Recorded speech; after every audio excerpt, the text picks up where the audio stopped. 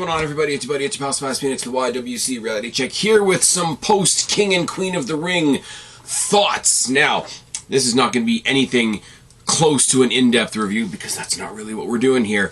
But we've got some talking points, we've got some really cool things moving forward, and we've done some setup, a little bit tired, some setup for some stuff down the road, some stuff for Clash, some stuff for SummerSlam. Not really anything set in stone for Money in the Bank just yet, but I've got a couple of ideas. And yes, it was a Saudi show, and yes, they did SmackDown in Saudi, and yes, they did King and Queen of the Ring in Saudi. And if you want my thoughts on all that, there are several podcasts out there with my thoughts on the Saudi shows in general. If it's not your thing, I get it, 100%, totally respect it. We're here, we're just looking at the shows like they're any other shows. We're not giving it a whole lot of hoofra like the France and the Montreal and the wherever else. We've been Australia and all that kind of thing. I know it's a different kind of conversation, but we're just going to look at the show. Couple of quick talking points coming out of SmackDown. Obviously, we had the semifinals for the King and Queen of the Ring, respectively. Nia Jax defeated Bianca Belair. Didn't see that one coming. Technically, Nia Jax has single-handedly defeated that shitty super team that they put together for WrestleMania, because that team was only put together for one reason. We had Bayley taking on Chelsea Green, which was kind of a nothing burger, but it meant they all got to go be part of the show, so to speak. As I said in my preview, the people of SmackDown, they get to be part of wherever the show is happening around the world, even if they're not on that show, because SmackDown has become part of the package. It does leave the Raw wrestlers kind of out in the cold. But, I mean, Bayley got to perform in front of the Saudi crowd. Cool for her. Same thing for Chelsea Green, and the same thing for Piper Niven. Obviously, Bayley won the match. It's Chelsea Green. She's not in a position right now where she's being ramped up towards something. She's being put in a position right now to be a specific character for other people to, swat about, realistically speaking. But the post-match assault and the gigantic crossbody from Piper Niven sets up something really, really interesting when you consider that, yes, Clash at the Castle is up next, and Clash at the Castle's in Scotland. Yeah, we're going to get Bayley versus Piper Niven in Scotland, aren't we? Now, as somebody who's advocated for Piper Niven for quite a long time, I can't say that I knew her before WWE. I never knew her when she was Viper or anything like that. But I have watched her in, NXT UK. I've watched her in NXT. I've watched her get battered around the main roster and finally go back to being actually called Piper Niven as opposed to Dewdrop, which was dumb. It's kind of bad because they were showing clips from last year's Queen's Crown. Remember when everybody got so upset that it was the Queen's Crown and not the Queen of the Ring? But, it's the same thing, so fuck off. But the footage of her in that tournament was back when she was called Dewdrop, and the commentary calling her Dewdrop in the replays is a little off-putting, not gonna lie. Bayley versus Piper Niven is gonna be fucking fantastic. On the other side of the coin, on the men's side of the coin, Randy Orton defeated Tama Tonga, which is fine.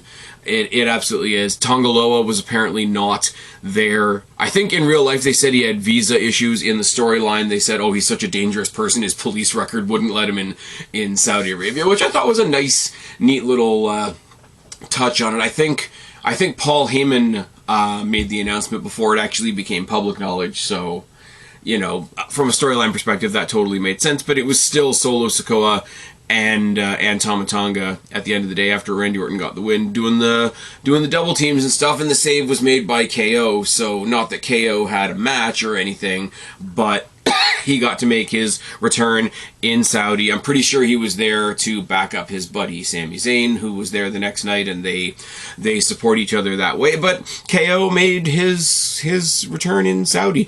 I really like the stage setup. And I know I've talked about this a lot. That stage setup where it's like a main screen, but then it's kind of broken up by girders and whatever, and there's little bits of screen off to one side and the other side, and then the ramp is lit up, is a nice, still relatively simple, but a little bit bigger in scope because you want to make it a big show. The Jeddah Superdome take out of the equation where it is, because yes, once again, I understand people's concerns, whatever. That's not a bad little venue there. It's a pretty cool look. It's got the dome feel. I think they said it's like the biggest unopenable dome in the world.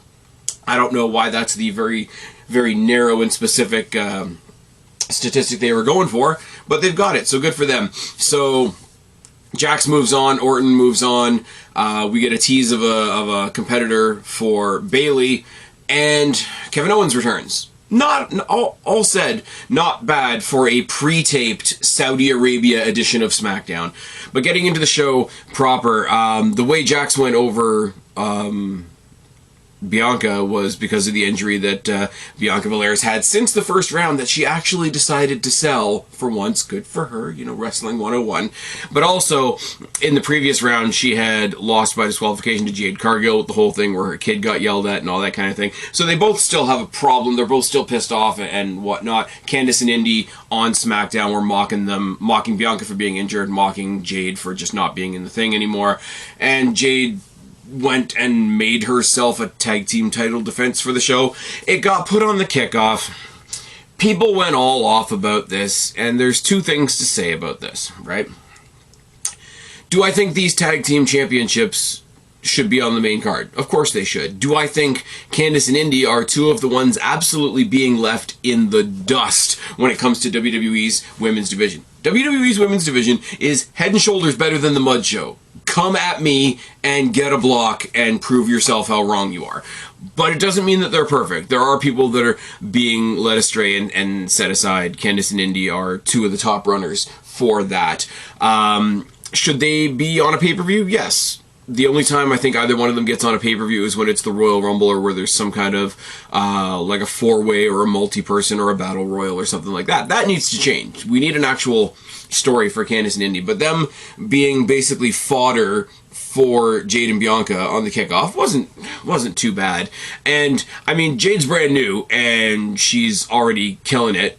But I don't think being on one kickoff show is going to hurt her. And I'm sorry, Bianca Belair's been handed enough. Somebody else can have a spot. You can go one pay-per-view without being the main event or being presented like you are the thing on the show. Because you're not.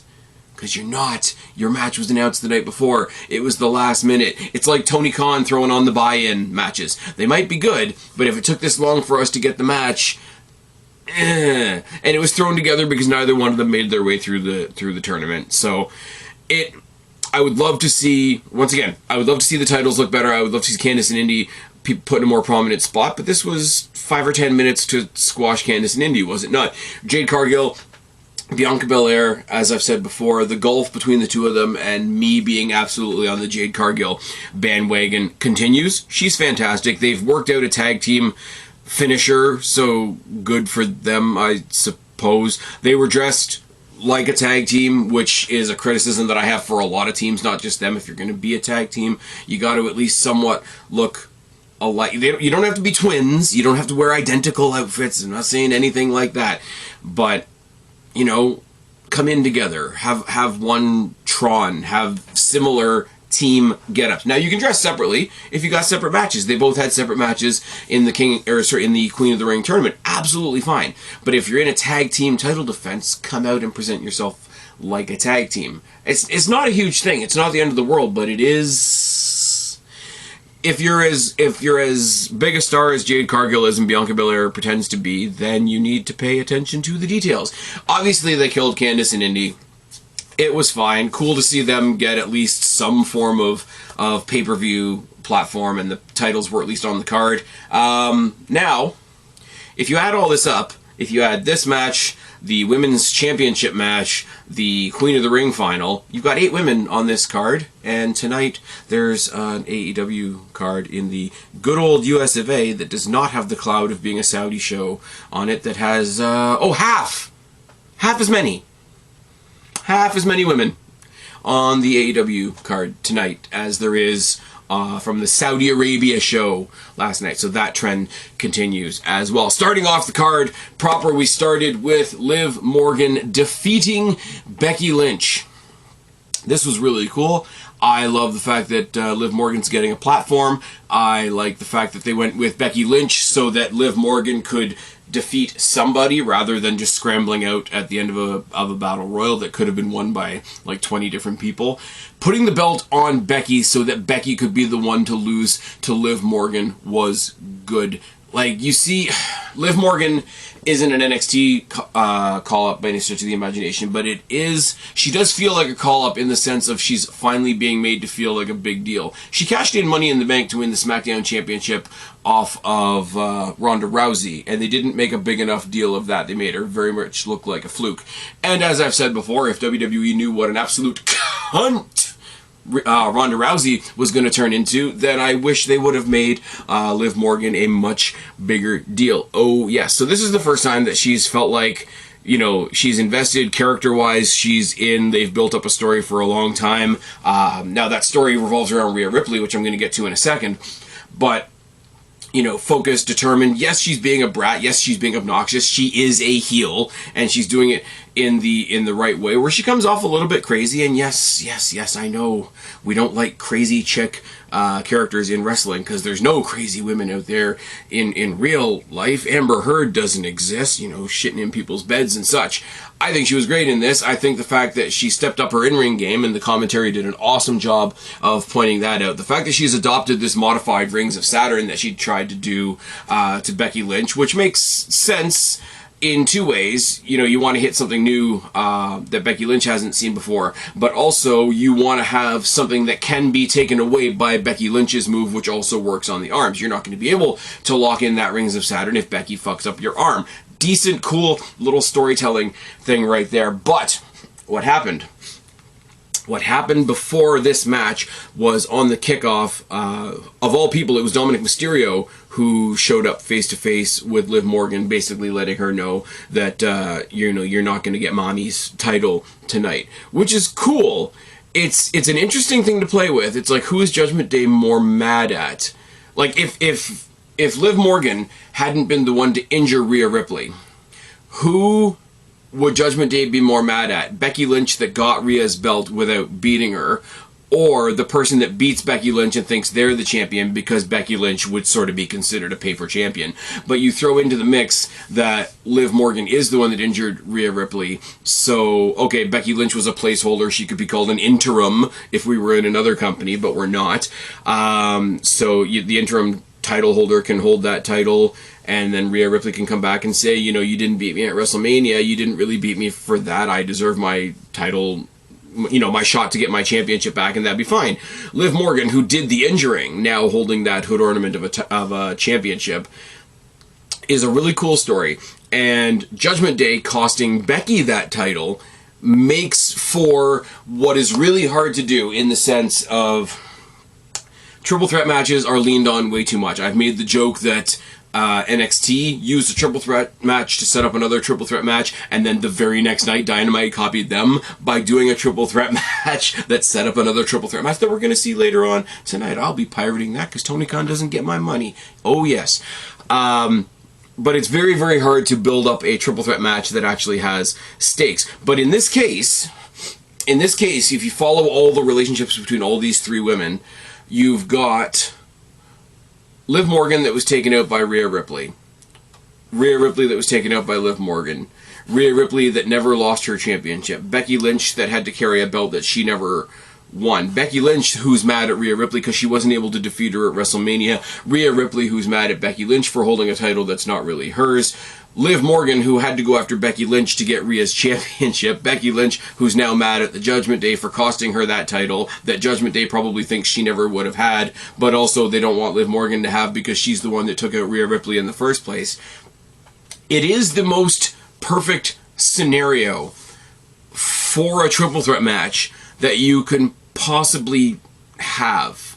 Because yes, Rhea Ripley did negate the championship. Becky Lynch didn't beat a former champion, so she's not really a champion. Rhea's not really a champion. And Liv Morgan beat somebody who's not really a champion, so she's not really a champion. So you've got three people with legitimate claim to being a champion, and none of them really are, but everybody has a claim to it.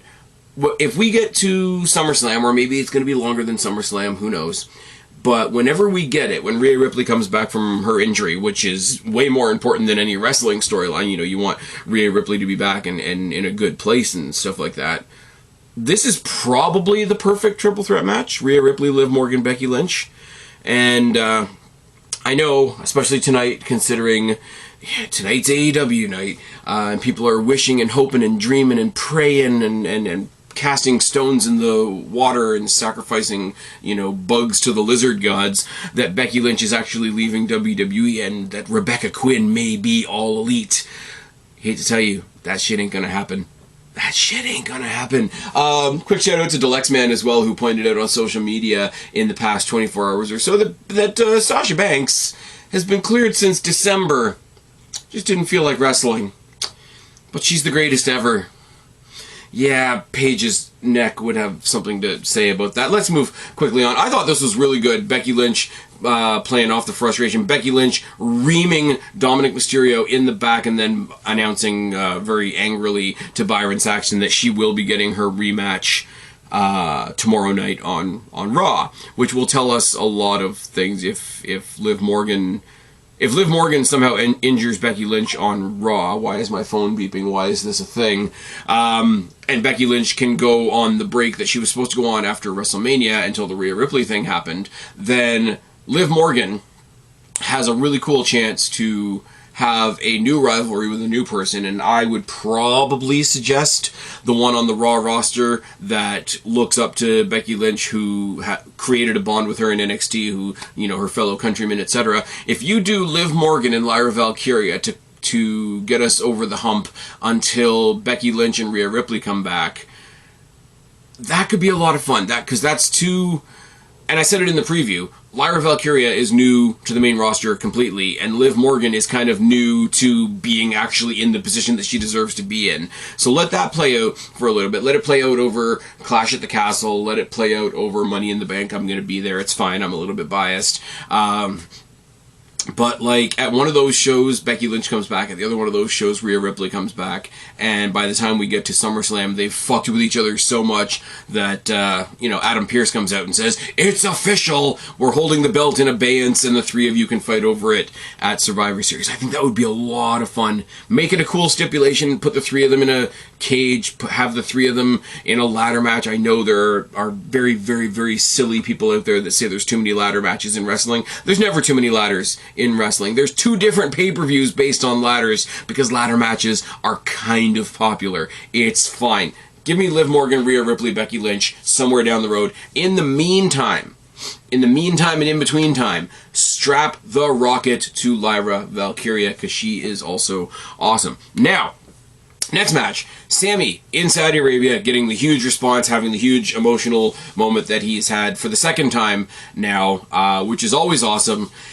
Taking on both Chad Gable and Bronson Reed. He's got the personal rivalry and he's got the grudge rivalry, and they went with the boring option. I'm sorry. It was a great match, don't get me wrong. It was Sami Zayn and Chad Gable playing out in a match where they were constantly interrupted by Bronson Reed, and then they flipped the switch into we're not having a match anymore, we're telling a story. You had all the confrontations between Chad Gable and Otis, and if they had paid it off here and Otis had decked Gable, and then we got the result that we got, I would have been fine. But they didn't. They left it up in hypothetical land. You know, he went to clothesline Sam and he missed and he hit Gable, and Gable's gonna bitch slap him some more and he's just gonna walk away. They didn't finally do anything. They just sort of dragged it out. And then the entire time that drama was happening on the outside, Bronson was just kind of chilling in the ring, waiting to eat a haluva kick and get a Sami win. I shouldn't say Sami Zayn retaining the Intercontinental Championship is boring, because Sami Zayn's awesome. His story coming off of WrestleMania, beating Gunther and everything that meant to him, and all the stuff with his wife and all that, and everything that he's done with Gable should be awesome, but they went with the most boring option here. I said it in the preview and I'll say it again here. They should have had chaos between Gable and Sami, had Bronson take advantage of that chaos, win himself the belt, take the belt out of the equation, and let Sami and Gable be a blood feud, who's the best wrestler, whatever. They could have built up to something equivalent to NXT Underground. Don't do Raw Underground, because that already has a bad taste in everybody's mouth with Shane McMahon getting overexcited and telling everybody how sick everything is. But build up something like that, do a Lion's Den, or do a submission match between the two of them, or whatever, after Otis walks away. But they kind of didn't do anything. It just rolled over into another day. And I'm sorry, because they scripted him as such an afterthought, this match didn't do anything for Bronson Reed. It really didn't. And I hate to say that. I like all three people involved at various different degrees and whatever. Gable's going to be the Intercontinental Champion eventually, but he could have sat it out, had this awesome feud with Sami Zayn, and you could have done the monster run that I suggested in my preview with Bronson Reed. But that just didn't happen. It just didn't happen, and he's still doing Otis stuff, is Gable. Now, the rumor in the long run is that he's going to dump the Alpha Academy and he's going to pick up the Creed brothers, which is a really cool story to tell.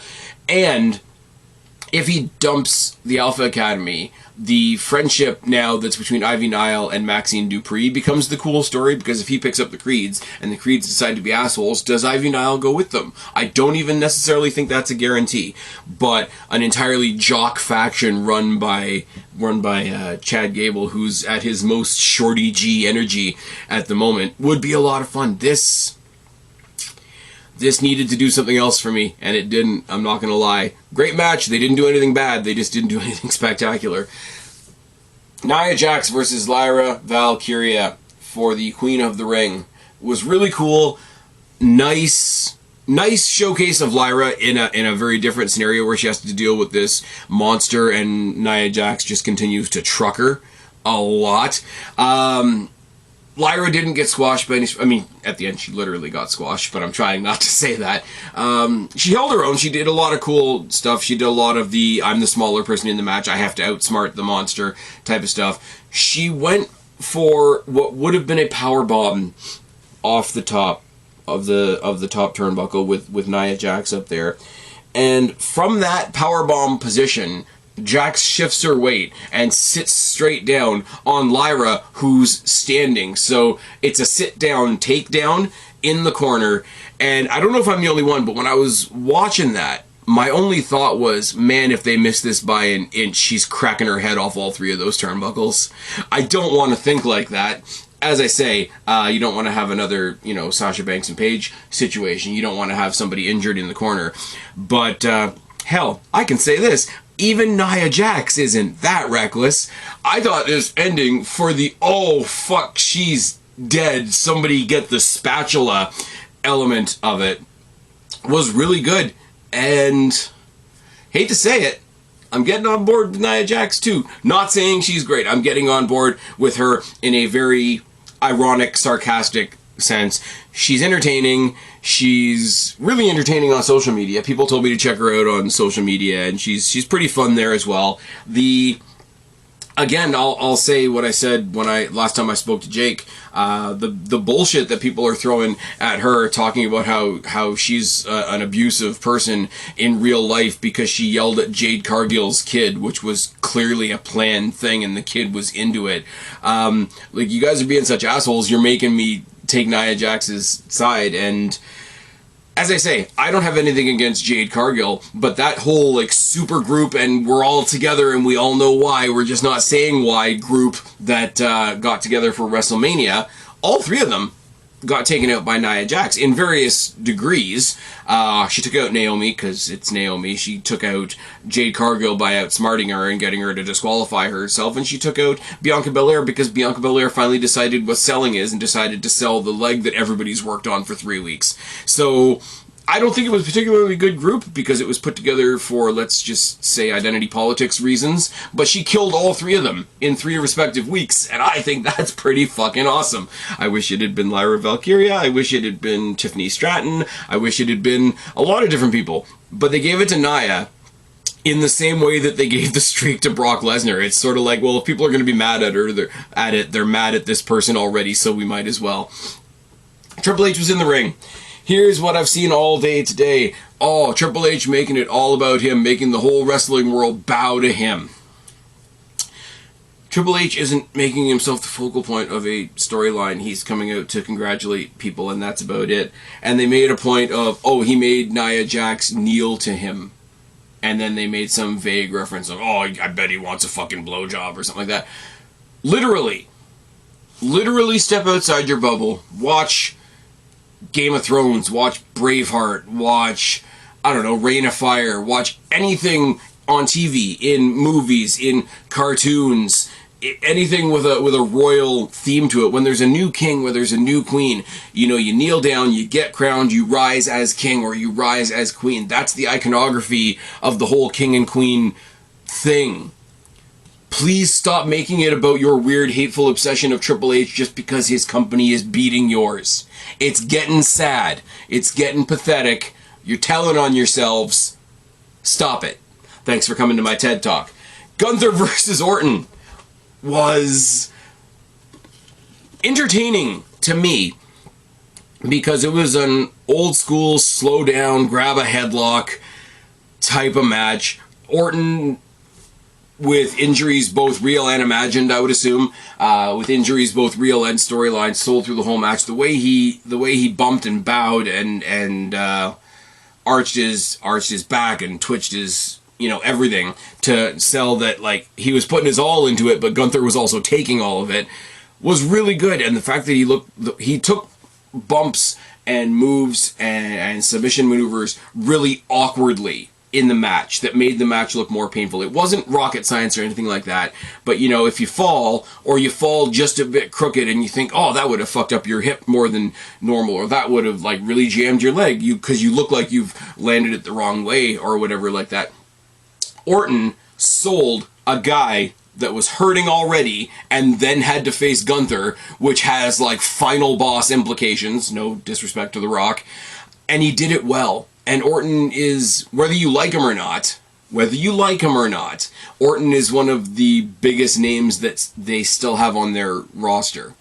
Like, he was the number 2 to John Cena for a long time. So for him to go in there and convincingly play, like, pretty painful prey to the monster that is Gunther was a really cool thing to see, especially for the whole, oh, Orton can't sell, even though he sold a leg better than Bianca Belair. And, you know, Orton never puts anybody over, and I bet he's politicking in the back. You know, he's the last guy that needs a King of the Ring.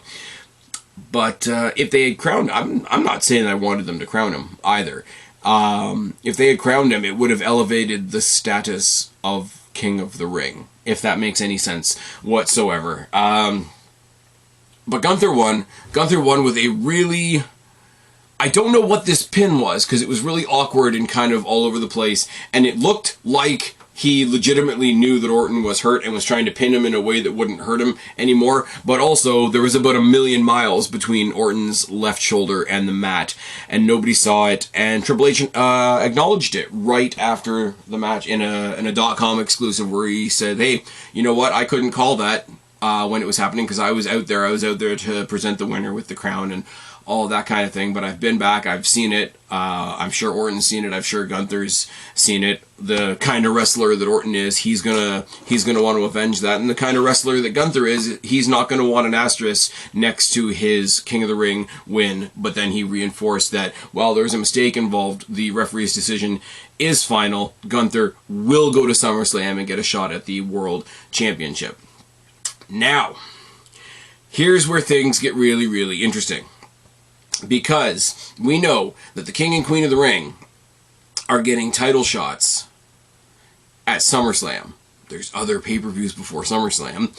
One of them was announced by Triple H in a backstage segment. I should say, him clarifying the Orton and Gunther thing happened way after the pay-per-view. But immediately after that match, he came back to make the announcement that he had talked to the medical staff, and Drew McINTYRE is cleared. He's medically cleared. He's no longer on the injured list and whatever. And he's already spoken to Damian Priest, who is a man of his word and is going to give Drew McINTYRE that World Heavyweight Championship match. So we are getting Drew McINTYRE versus Damian Priest at Clash at the Castle in Scotland. Gee, I wonder who's going to come and fuck that one up.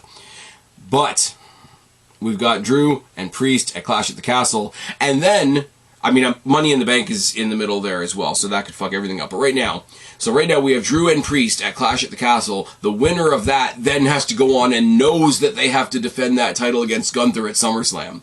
That's a pretty neat walk down the trail towards SummerSlam, especially with the news that in 2 years SummerSlam is going to be a 2-night show and all the ramifications that could come from that. But good to hear that Drew is going to be back. Pretty damn sure he's going to get fucked at Clash at the Castle. And then at SummerSlam, we could do Drew McINTYRE defending the title against Gunther, which would be awesome. They had the cool 3-way with the two of them and Sheamus at WrestleMania, what was it, 2 years ago now? Or the much more fun option is Damian Priest versus Gunther, which is a weird match that I want to get a look at, and Drew McINTYRE versus CM fucking Punk.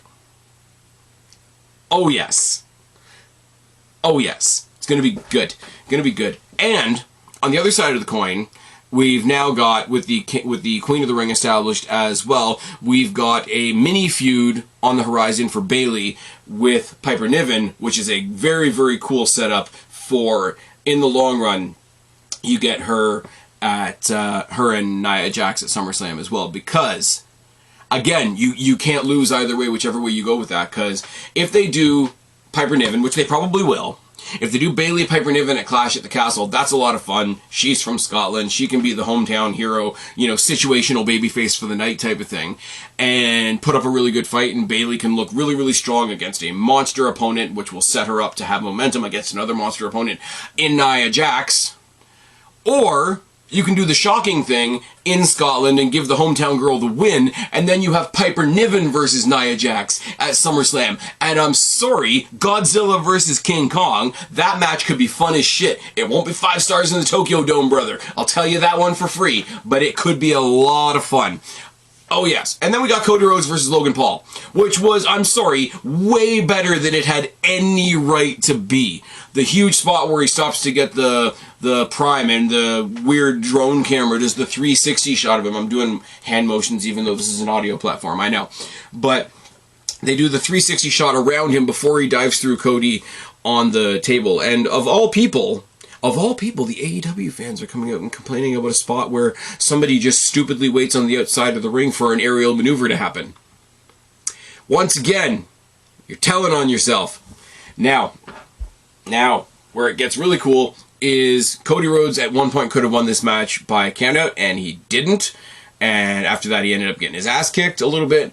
Logan Paul kept his promise that he made on SmackDown that he wasn't going to have any brass knuckles on him in this match, where he went out to the side and talked to one of his buddies who handed him the brass knucks and knocked Cody in the gut. Now, really, really cool thing, because Cody Rhodes winning this wasn't even a question, especially when they got rid of the champion versus champion thing, which was also smart. I'll get to that in a second as well. But when you gave him the gut shot, and Michael Cole started to, yeah, what the fuck are you doing? You're such a, like, he's not swearing, but he's like, you're such a fucking loser and all this. And what's his name? Logan Paul stopped in his tracks, went over to get into Michael Cole's face, and he's stopped by Corey Graves. And maybe this is just me. Maybe, good old Spaz doing pie in the sky stuff. I don't know. But hear me out. They did that a while ago with Austin Theory, when Pat McAfee was on commentary. Pat McAfee made a very, very brief debut in NXT. Pat McAfee got up off the commentary booth to have a match with Austin Theory at WrestleMania. Now, a lot of people don't remember Corey Graves' in-ring career in NXT because it was cut painfully short. Really, really heartbreaking situation. I even covered it on NXT Rewind not that long ago, but when he made his transition to commentary, I liked Corey Graves as a wrestler. I did. I don't think we got to see nearly enough of him before what happened to him happened, but he has been cleared. He has been getting in ring shape, as the rumors have said. If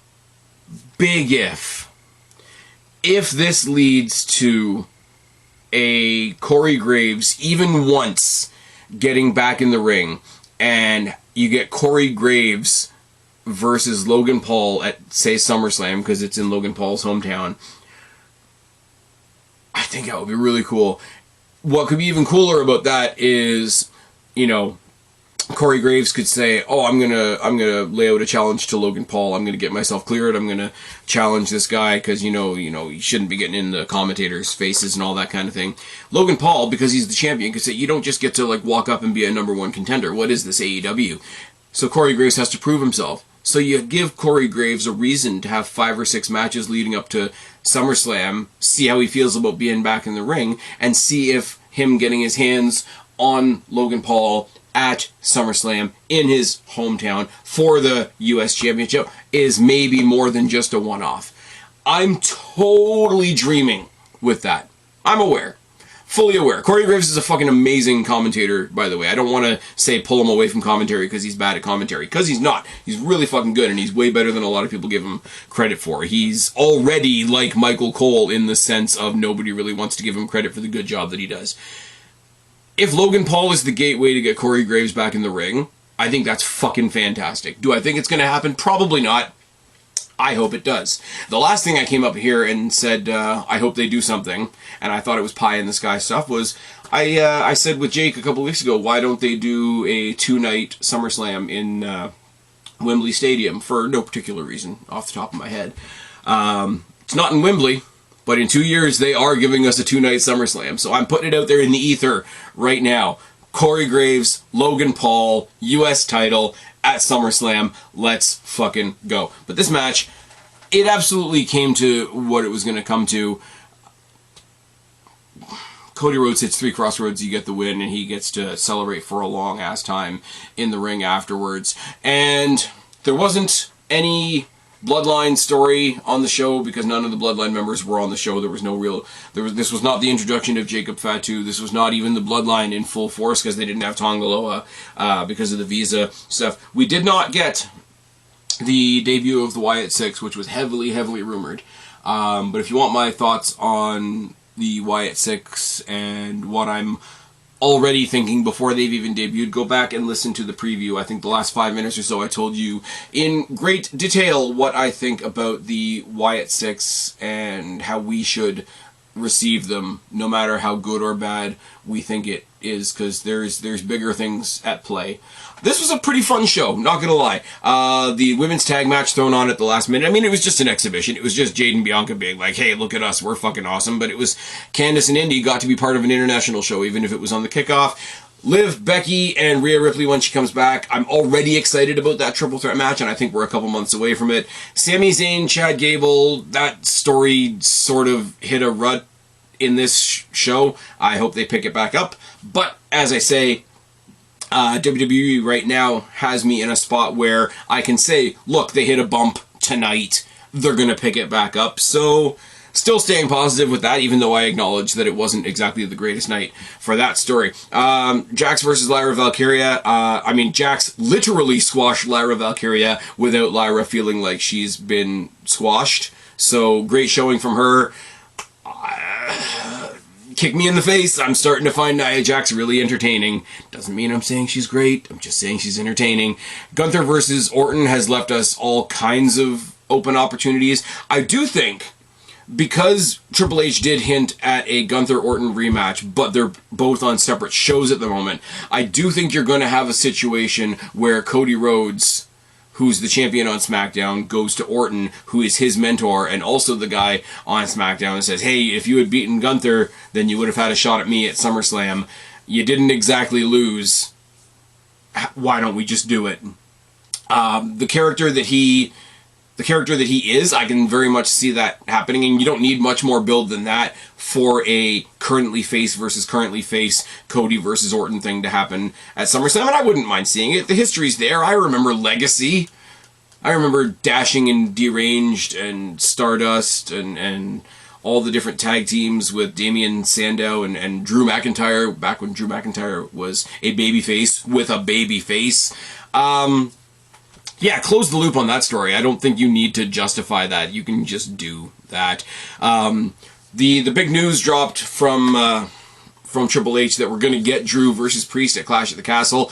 There was no media scrum, press conference thing afterwards. I have a feeling if there was, they would have saved this and announced it at the press conference. So when they announced it sort of randomly in the middle of the show, it kind of gave me the indication that there was going to be no press conference, and obviously they hadn't advertised one. I should mention that Ibrahim Al-Habib is, I think, the guy's name. Please correct me down in the box below if I'm saying that wrong.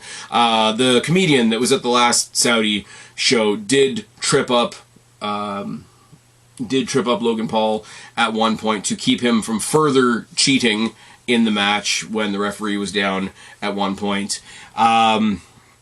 It wasn't a huge thing. It was a local celebrity pop. And everybody's like, oh, well, Cody's a weak champion because he had to get help. It's like, no, he didn't attack him. He kept him from cheating more. There is a difference. There is a difference to be made there. Cody's still on his way. I mean, he's going to face Orton at some point. He's going to face, I don't know, probably Kevin Owens at some point. He's going to become re-entangled with the bloodline at some point. I really wish that there was a little bit more crossover, because once Punk comes back, I really want that Cody-Punk match, even if we have to wait till next year's WrestleMania. Actually, I'd prefer it at next year's WrestleMania. And yes, I am saying, even though I'm a huge fan of The Rock, I would prefer Cody-Punk at WrestleMania, and you guys know why. It is the biggest middle finger, and it's the middle finger that the little crackhead deserves. Oh, fucking yes. As I say, not a bad way to spend a Saturday afternoon. Haven't had a chance to get up here and record until just now. I am gonna get out of here. I am gonna see what the little crackheads mud show has for us tonight, and I'll probably make some jokes about that the next time we talk to Jake. Oh, Sasha Banks is debuting tonight. It only took her 4 months. Here's hoping she doesn't injure Willow. That's all I got. I've been Spaz, your YWC reality check. Subscribe up there, talk down there, start a conversation. Keep all these conversations going. Don't be a stranger. I'll talk to each and every last one of you later. But right now, I am tagging out. Bye, guys.